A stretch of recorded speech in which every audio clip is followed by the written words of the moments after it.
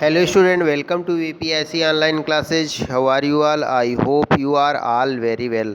I am your maths teacher Siyaram sir.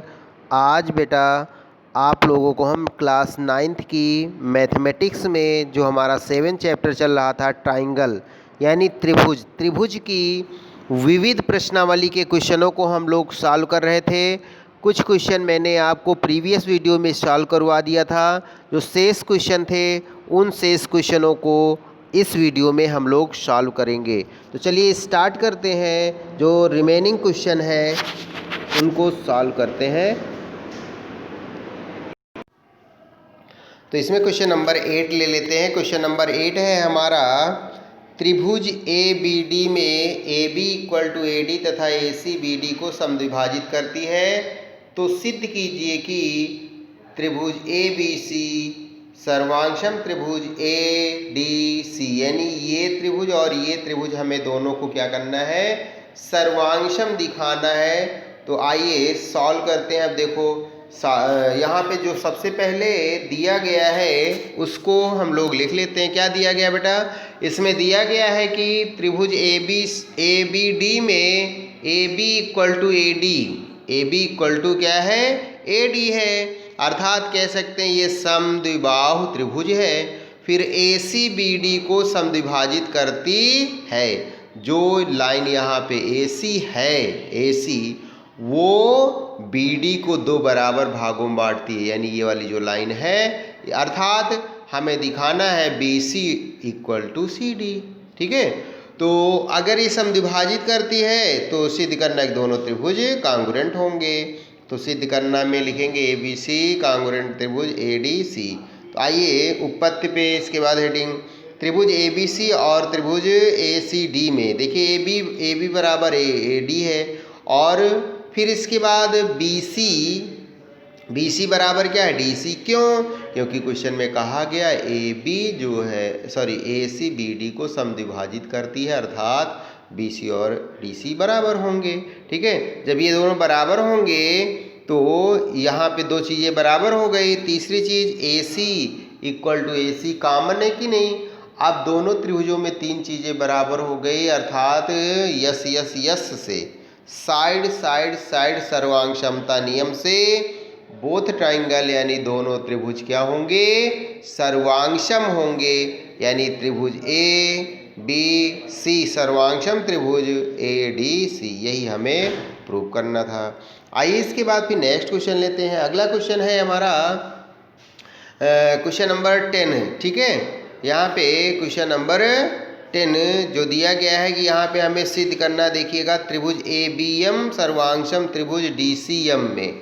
ठीक है, तो जो दिया गया है पहले उसको हम लोग ले लेते हैं हल में। त्रिभुज एंगल बी ए सी बराबर बी डी सी और ए बी सी बराबर बी सी डी। तो सिद्ध करना है हमें ए बी सी, यानी देखिएगा ए बी सी, ये जो है ए बी सी ये, और कांगुरेंट हमें दिखाना है डी सी बी इधर के। ठीक है, तो सबसे पहले इन दोनों को हम लोग कांगुरेंट दिखाते हैं। तो आइए इन्हीं दोनों त्रिभुजों को ले लेते हैं।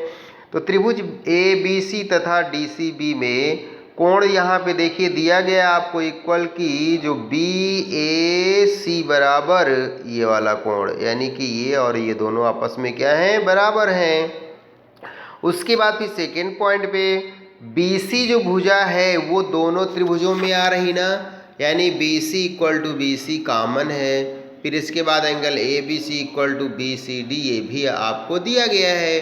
तो तीन चीज़ें बराबर हो गई, अर्थात यहाँ पे एंगल साइड एंगल सर्वांगक्षमता से बोथ ट्राइंगल यानी दोनों ट्राइंगल क्या हो जाएंगे, कांगुरेंट हो जाएंगे। त्रिभुज A B C congruent D C B, A S A सर्वांगक्षमता नियम से प्रूव्ड हो गया। अच्छा, इसके बाद सर्वांगक्षमता नियम से जब ये प्रूव्ड हो गया तो कांगुरेंट यानी सीपीसीटी से, देखिए सीपीसीटी से ए बी बराबर क्या आ जाएगा, सी डी भी तो आ जाएगा। Congruent parts of congruent corresponding part of congruent triangle से ये दोनों साइड क्या होंगी, इक्वल हो जाएंगी। फिर इसके बाद त्रिभुज ए बी एम में लेते, ए बी एम ये जो पॉइंट है यहाँ पे ये वाला, ABM और DCM में, ठीक है। अब इसमें BAM, कोण BAM बराबर कोण MDC, ठीक, क्यों? क्योंकि ये दोनों जो है शीर्षाभिमुख कोण होंगे, है ना, सॉरी, BAC बराबर BDC है। इसके बाद दूसरा कोण AMB बराबर DMC शीर्षाभिमुख कोण है। फिर AB बराबर DC अभी मैंने आपको सिद्ध करके बता ही दिया है, ठीक है। तो ये दोनों कोण बराबर हो गए और ये भुजा बराबर हो गई। तो हम कह सकते हैं त्रिभुज ABM सर्वांगसम त्रिभुज DCM के, यानी दोनों त्रिभुज क्या हो जाएंगे? सर्वांगसम हो जाएंगे एंगल साइड एंगल क्राइटेरिया से, ठीक है, या सर्वांगसमता से ये दोनों पार्ट प्रूव्ड हो जाते हैं। इसके बाद बेटा फिर नेक्स्ट क्वेश्चन पे आते हैं। अगला क्वेश्चन हमारा ले लेते हैं, क्वेश्चन नंबर 12। चित्र में देखिए फिगर आपको बना है, ABCD एक वर्ग और CDE एक समबाहु त्रिभुज है। तो सिद्ध करके लाना है हमें कि एंगल ADE और E बराबर BCE ये 30 डिग्री यानी 30 अंश के दोनों कोण दिखाना है, ठीक है। उसके बाद फिर दूसरा पार्ट इसी में है। दूसरा पार्ट ये दिखाना कि त्रिभुज ADE बराबर किसके? BCE के, ठीक। ये बराबर नहीं, इसको कांग्रुएंट हमें दिखाना है, सर्वांगसम। तो आइए सॉल्व करते हैं इस क्वेश्चन को। हम लोग दिया है हमें, जो दिया गया उसको लिख लेंगे। क्या दिया गया? ABCD एक वर्ग है और CDE एक समबाहु त्रिभुज है। सिद्ध करना है, दोनों पार्ट जो सिद्ध करना उनको तो लिख ही लेंगे। रचना क्या किया मैंने कि AE और BE को मिला दिया, इतना रचना किया। तो उपपद में अब हम इसके बाद जानते हैं कि वर्ग में दो संलग्न भुजाओं के मध्य कोण समकोण होता है। अगर वर्ग है तो वर्ग का प्रत्येक कोण कितने अंश का होता है? 90 डिग्री होता है, या समकोण कह सकते हैं। इसलिए एंगल A बराबर B बराबर C बराबर D 90 के हो जाएंगे, ठीक है, समकोण हो जाएंगे।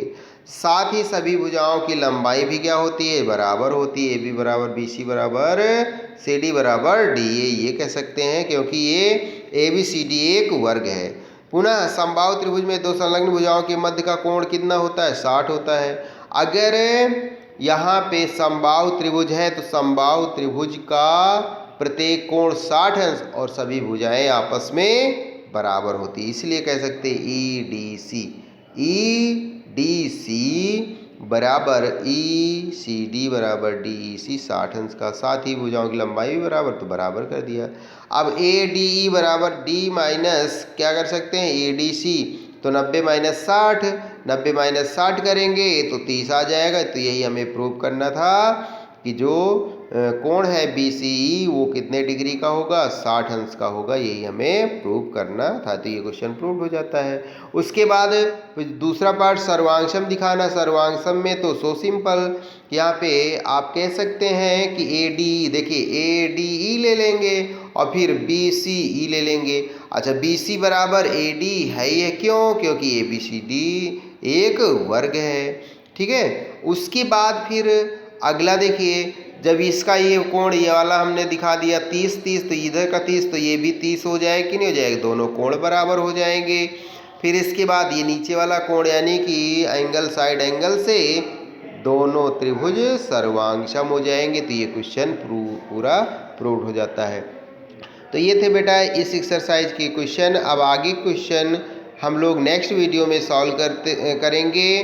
जो ये क्वेश्चन मैंने आपको बताया ये अपनी फेयर कॉपी में नोट कर लें, सॉल्व करते रहें। इसकी प्रैक्टिस ज़रूर से ज़रूर करें, अच्छे से प्रैक्टिस करते रहें, जिससे कि किसी प्रकार की कोई समस्या ना आए। अगर किसी प्रकार का कोई भी डाउट्स हो तो आप मैसेज करके अपने डाउट्स को क्लियर कर सकते हैं।